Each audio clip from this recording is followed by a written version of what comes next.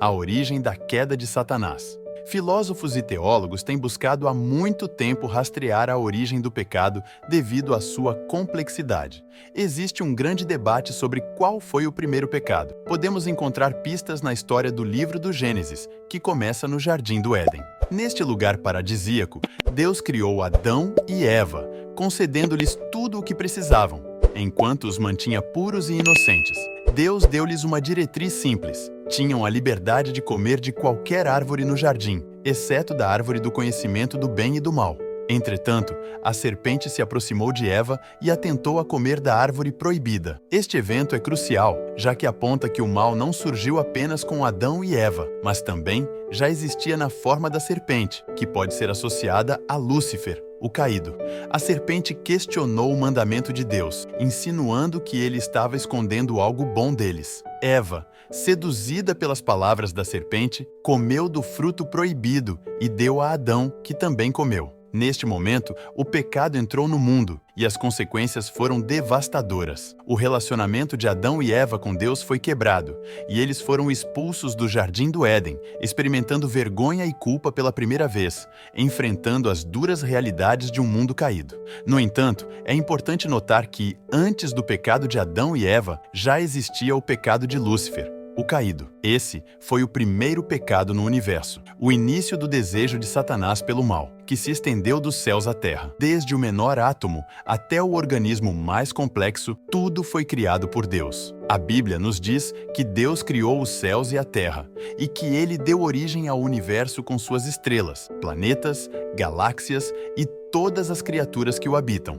A beleza e diversidade da natureza testemunham a grandiosidade da criação de Deus. A criatividade e a majestade de Deus são evidentes, pois ele não apenas deu origem ao mundo físico, mas também criou o mundo espiritual. Cada anjo, seja um querubim ou um serafim, foi uma criação de Deus, destinados a ser mensageiros divinos, servindo e glorificando-o. Mesmo Lúcifer, que se rebelou contra Deus e se tornou Satanás, foi inicialmente criado por Deus em toda a sua beleza e poder. Deus, como a fonte de toda bondade, beleza e verdade, só cria o que está alinhado com sua natureza, ou seja, coisas que são inerentemente boas, belas e verdadeiras.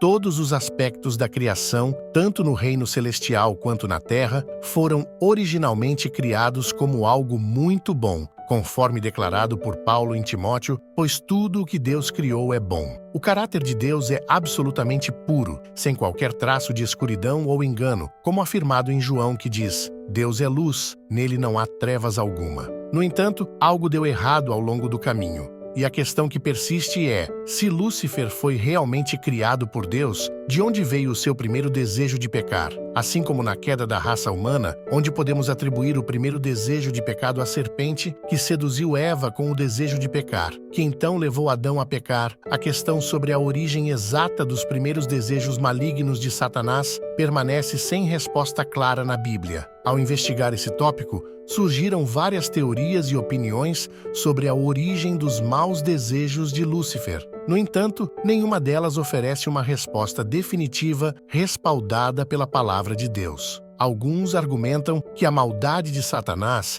se originou dentro dele, pois não havia influência externa para tentá-lo ou atraí-lo para o pecado. Os defensores desse ponto de vista apontam para Lúcifer sendo referido por Jesus como o pai das mentiras e um assassino desde o início. No entanto, esse ponto de vista não oferece uma explicação completa. A questão de onde surgiu o desejo maligno de Lúcifer, considerando que ele foi inicialmente criado como uma criatura boa por Deus, é um enigma que tem desafiado muitos. Em sua resposta a essa pergunta, como Satanás se tornou mal, não sei. Está claro para mim que aqueles que acreditam na autodeterminação final das criaturas de Deus, sejam anjos ou humanos, também não conseguem explicar por que Satanás cometeu seu primeiro pecado. A autodeterminação final não é uma explicação, é um rótulo, é um mistério. Como poderia um ser originalmente bom, com uma vontade perfeitamente boa e um coração perfeitamente bom,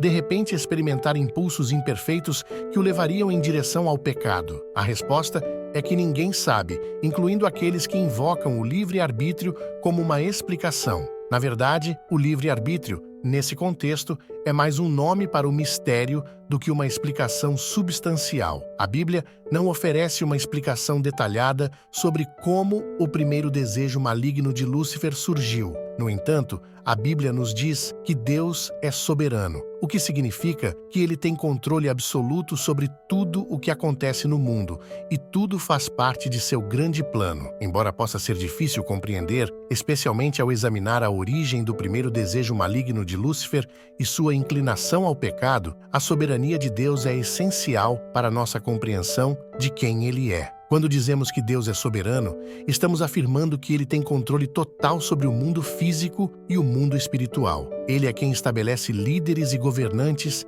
e é ele quem derruba reinos. Ele controla o ciclo do dia e da noite, bem como os elementos naturais. É importante compreender que, ao dizer que Deus é soberano, não estamos afirmando que ele faz com que tudo aconteça diretamente. Algumas coisas acontecem como resultado de nossas próprias escolhas ou das escolhas de outros, mas mesmo essas situações fazem parte do plano de Deus. Ele permite que elas ocorram e pode usá-las para cumprir seus propósitos. Embora permitir não signifique necessariamente aprovar ou apoiar tais eventos. Se ele permite que essas coisas aconteçam, ele não é a causa do mal, mas permite que isso ocorra. Podemos observar isso na história da queda de Satanás e no plano redentor de Deus que se seguiu à rebelião de Satanás. Embora o primeiro desejo de Satanás de pecar e sua origem sejam incertos, a Bíblia não fornece uma explicação definitiva para isso. Este é um tópico que pode nos levar a debates intermináveis,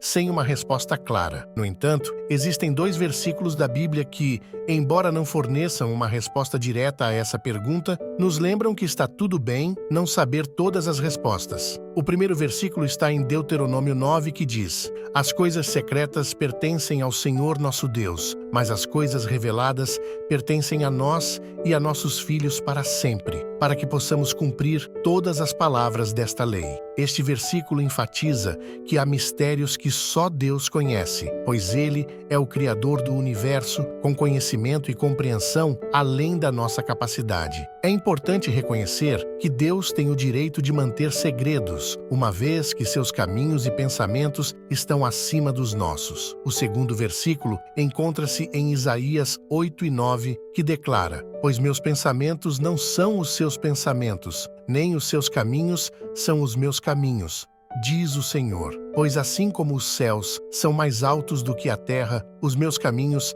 são mais altos do que os seus caminhos, e os meus pensamentos são mais altos do que os seus pensamentos." Isso nos lembra que Deus está em um nível acima do nosso entendimento humano. É desafiador para nós compreender a plenitude de sua glória, mistério e majestade. Precisamos aceitar que Deus está além de nossa compreensão, e isso é uma parte importante de nossa jornada espiritual. Muitas vezes tentamos simplificar Deus, imaginando-o como uma figura exaltada que está apenas um pouco acima de nós, seres humanos, cujos caminhos são apenas ligeiramente superiores aos nossos e cujos pensamentos estão um pouco acima dos nossos. No entanto, essa concepção é incorreta. Deus está infinitamente além de nós.